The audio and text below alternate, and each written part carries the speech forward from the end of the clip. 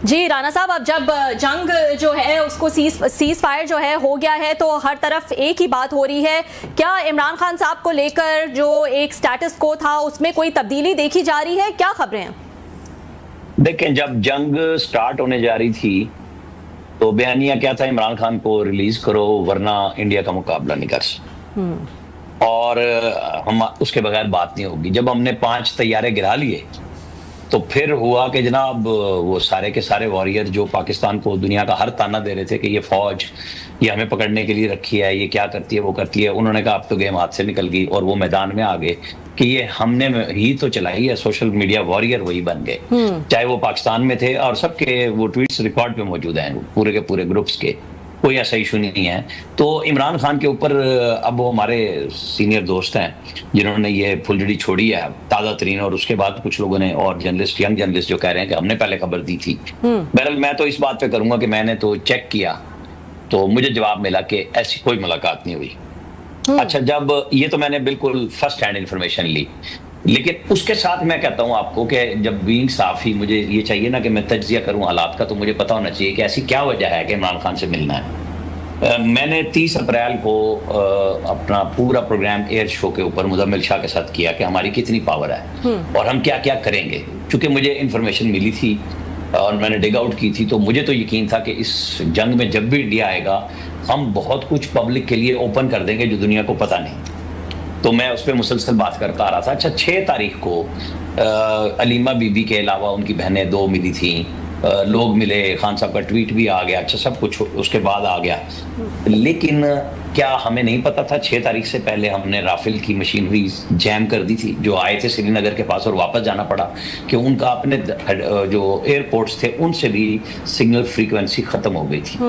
उनका air marshal भाग गया उस लड़ाई से कि उसे समझ आ गई थी कि यहाँ अगर राफेल की मशीनरी जैम हो रही है जो हमने खुद नहीं की तो इमरान खान के पास वो क्या लेने जाएंगे, किस चीज की हेल्प लेने जा रहे थे? बयानिया की।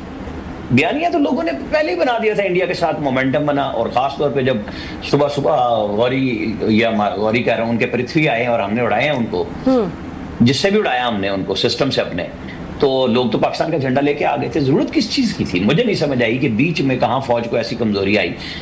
कि मैं इस बात का हामी हूं कि बातचीत होनी चाहिए, इमरान खान को समझना चाहिए कि सियासी लीडरशिप सर टकराने से फौज के साथ कोई रास्ता नहीं ले सकती और वो ना ले सके और ना ले सकेंगे जब तक वो अपने आप की एंगेजमेंट को चेंज नहीं करें। तो राना साहब, क्योंकि मैं आपसे पूछना चाहूंगी, एक तो पॉइंट ऑफ व्यू ये है ना कि अभी मसला जो है वो ख़त्म नहीं हुआ है, चाहे कश्मीर का मसला हो, इंडस वाटर ट्रीटी का मसला हो, टेररिज्म का मसला हो, तो जो है वो है और बढ़ते जा रहे हैं, तो एक सियासी यकजहती की ज़रूरत है। लेकिन दूसरी तरफ ये भी पॉइंट ऑफ व्यू है कि जैसे कि आपने भी कहा कि हमने कामयाबी से जो है वो एक इतनी बड़ी जंग लड़ ली, सिफारती सतह पर भी हमें कामयाबी हासिल हुई, जो भी हमारे महाज थे उनको भी हम पूरा पड़ गए, with Imran Khan not being in the सियासी अरीना, वो मौजूद नहीं थे। और एक जो बहस की जाती थी कि वो इतने पॉपुलर लीडर हैं, फौज की शायद उस तरह से पॉपुलैरिटी नहीं है, तो अब वो फैक्टर भी जो है वो नहीं रहा है। हम सब जानते हैं इस लड़ाई के बाद जो है वो फौज की पॉपुलैरिटी किस लेवल पर है, तो एक तरह से मजीद इररेलेवेंट जो है वो नजर आ रहे हैं खान साहब। देखिए, मसला कश्मीर की आपने बात की तो खान साहब ने हमें सजा दी थी आधा घंटा पाँव उठा के खड़े रहो और एक टांग पे खड़े हो जाओ। खुद कश्मीर का झंडा फिरदौस आशिकावान से नहीं पकड़ा था, सजा हमें दी थी जब 370 उनके आर्टिकल लगा और उन्होंने उसको अपनी यूनियन का हिस्सा बना लिया, स्टेट का, उसकी अलग हैसियत खत्म कर दी और ये ट्रंप से जो है वो लेके आए थे वर्ल्ड कप। तो इनकी सिफारतकारियां और इनकी तेजियां तो हम देख चुके हैं कि इन्होंने क्या किया था। वो शहबाज शरीफ को क्या कहा था, क्या मैं जंग कर दूं? और जब सारों को बिठाया नेशनल सिक्योरिटी कमेटी की मीटिंग में तो हजरत साहब ने कहा मैं नहीं आता। यही थे ना जो उठ के साथ वाले कमरे से नहीं में, और पीएमएलएन ने तो शर्त नहीं लगाई थी कि इस लीडर को लाओ और उस लीडर को लाओ, उन्होंने कहा जी चलो, पीपल्स पार्टी ने भी कहा। तो सियासत और साथ साथ चलते हैं, ये नहीं आप अपने आप को या पार्टी आपकी पाकिस्तान से ऊपर किसी को समझ ले, चाहे वो कोई जमात हो, तो वो तो नहीं हो सकता कोई भी। तो अब जब आज आप आगे खड़े हुए हैं और आप समझते हैं कि आपका बयानिया चलता है तो आप चला लें। 3 साल में तो आपको कुछ नहीं मिला, बल्कि आज जिस तरह आपने इररिलेवेंट होने की बात की और पॉपुलैरिटी की बात की, तो वो तो इमरान खान के लिए सुहाने रूह है।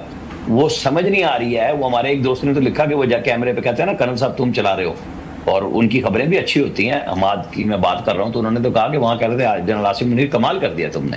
अब पता नहीं वो कमाल हुआ है या नहीं हुआ, लेकिन खबरें तो यही आ रही है ना। फिर जेल की खबर इधर की है तो उधर की भी है। ठीक जी राना साहब, बहुत शुक्रिया आपने ज्वाइन किया सर। जी भाई, अभी ये बात हो रही थी उन्हीं की कि कोई ना कोई हमारे जर्नलिस्ट भाई, हम आप कोई भी, मैं वैसे जनरल बात कर रहा हूँ, खान साहब पिछले कोई मेरा ख्याल है 2 साल तो हो गए हैं वो जेल में हैं तकरीबन।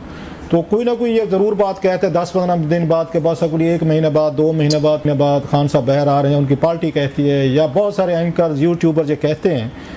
क्या वजह है कि ये हम अपने व्यूज़ के लिए लेते हैं, खबर हमारे पास पक्की नहीं होती, रीडिंग हम पॉलिटिकल सिचुएशन की ठीक नहीं कर रहे थे। इमरान खान साहब और जो एस्टेब्लिशमेंट के दरमियान जिस तरह की उनके टग ऑफ वार है, उसकी रीडिंग हमारी ठीक नहीं होती या रेलिवेंट रहना होता है। मैं मीडिया की बात कर रहा हूँ, थोड़ी सी देर के लिए छोड़ देते हैं इमरान खान साहब और फौज को। आपने बिल्कुल जो जिन लोगों ने ये काम किया ना, उनकी दुख तिरक पे हाथ रखा। ये रेटिंग का सबसे बड़ा इशू है, पॉपुलर नैरेटिव में घुसना और ये फील करना कि मैं तो फलां की सरबराही से भी चला गया, मुझे आजकल कोई पूछता ही कोई नहीं।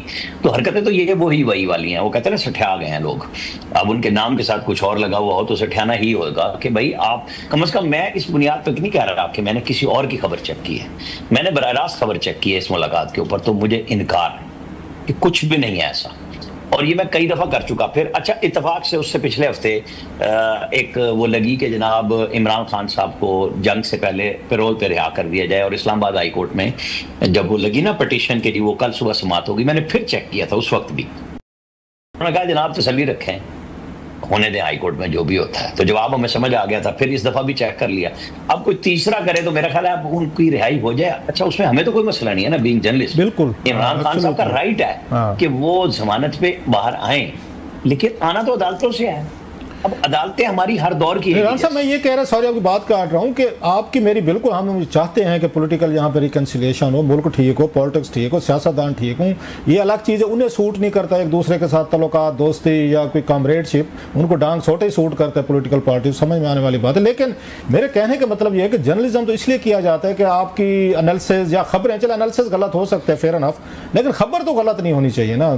तो ये मैं इस पे कह रहा हूँ कि खबरें ख्वाहिश को खबर बनाया जाता है, या खबर है नहीं तो फिर कोई खबर क्रिएट कर ली जाती है। मतलब दैट्स मैं थोड़ा कंफ्यूज हूँ जी।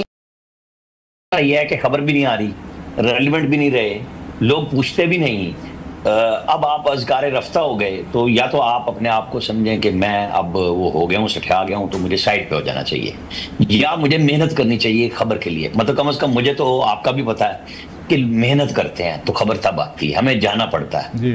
और खबर के लिए मेहनत तक करनी पड़ती है। वैसे भाई नहीं, हम मतलब ये नहीं है कि कोई हमें कुछ कर रहे हैं। हालांकि सीरियस गुफ्तगू हो रही है, अब आपने खबर की बात कह दी, मैं कह देता हूँ, मेरी बेहतर होती है कि जितनी तो अपने सोर्सेज की एहतराम करते, पता नहीं क्या कुछ करते, सम टाइम आई फील कि मुझे तुम्हारा सोर्स होना चाहिए था rather than being a wife. तो कितना उनका ख्याल रखता है ये, मैं मतलब अब ये कहने पे मजबूर हूँ, इतनी आपने सीरियस बात की है कि खबर लेने के लिए हमें सोर्सेज का कितना उनको पैम्पर करना पड़ता है, ख्याल करना पड़ता है, इज्जत एहतराम सब कुछ करना पड़ता है। जी सर, बिल्कुल बिल्कुल, असल बात यही है। लेकिन अगर आप समझते हैं और आपको ये समझ आपकी कॉल पे नहीं है, आपको नहीं बुलाते, आपको नहीं बताते, तो फिर आप मेहनत करनी शुरू कर दें दोबारा से। बीइंग रिपोर्टर मेरी तो ये आदत है कि अगर खबर नहीं है तो यार कुछ खुद ही शुरू करो ना, निकलो कहीं से, नहीं भी आ रही तो आपको जाना चाहिए, अपने लोगों को लगाना चाहिए कि हमें खबर करनी है। लेकिन ये देखें ना, डाटा किसी का है, और आपने कहा कि ये तो मतलब इस तरह शो किया जैसे उन्होंने वो डाटा खुद तैयार किया है कि किसके, वो पीटीआई के जो इंप्रेशन उन्होंने दिए, तो वो तो बेशुमार लोगों ने 1 मिनट में झुटला दिया कि सिंगल अकाउंट का उससे ज्यादा इंप्रेशंस में डाटा आया हुआ पड़ा हुआ है, जो पाकिस्तान से बाहर सिंगल अकाउंट चला रहे हैं, किसी पार्टी की नुमाइंदगी नहीं करते, और जिसका दिल करता है उसके कपड़े भी उतारते हैं, वो अकाउंट्स उनसे ज्यादा रीच ले रहे हैं। तो ये तो कोई बात नहीं ना कि जो इन लोगों ने ये कारोबार शुरू किया है, सोशल मीडिया वॉरियर्स ने, ये धंधा कब तक चलेगा? काफी पिट गया था। अब ये जंक्शन के दौरान में उन्होंने देखा, ले आओ हमारा लीडर, ले आओ, ना लाओ, फिर उन्होंने कहा मेरे रिलेवेंट हो गए जब हमने त्यारे गिरा लिए। अब वो सारा क्रेडिट लेना चाहते हैं, लेकिन उनका डिस्क्रेडिट भी तो वहीं पे लिखा हुआ पड़ा हुआ है ना, कोई रिकॉर्ड गुम तो नहीं हो गया। असल बात यही है कि इंफॉर्मेशन के लिए आपको काम करना पड़ता है, चाहे आप कहीं पे भी बैठे हैं। अगर आप काम नहीं करते तो वो यूट्यूबर भी हैं यहाँ पे, आपको पता है कि अडयाला जेल पे हेलीकॉप्टर, अटक जेल पे हेलीकॉप्टर, GHQ पे